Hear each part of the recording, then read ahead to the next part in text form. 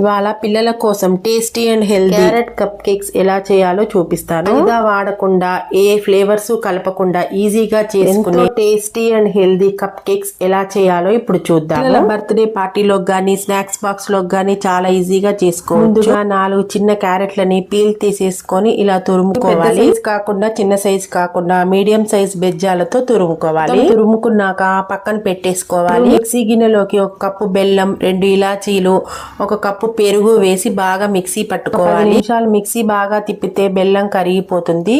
ఇలాచీలు ఎందుకంటే ఫ్లేవర్ కోసం. ఇప్పుడు దీన్ని కూడా పక్కన పెట్టుకోవాలి. ఒక బౌల్ తీసుకొని 1 కప్పు గోధుమ పిండిని బాగా జల్లించుకోవాలి.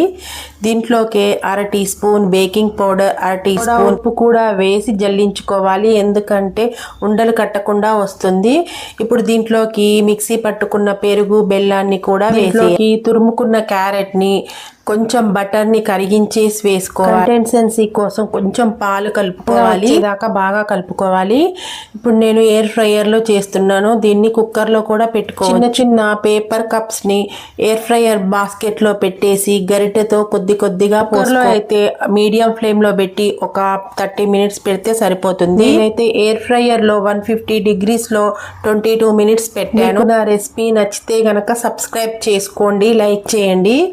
ఎలా ఉందో కామెంట్ చేయండి. కప్ కేక్స్ అయిపోయాయి కాబట్టి ఎలా ఉన్నాయో చూద్దాము.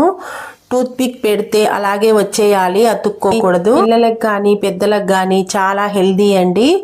నేను మైదా పిండి వాడలేదు, షుగర్ వాడలేదు. ఇక ఇంట్లోనే పిల్లల కోసం కప్ కేక్స్ ఎలా చేయాలో చూశారు కదా. నా ఈ వీడియో నచ్చితే లైక్, షేర్ అండ్ సబ్స్క్రైబ్.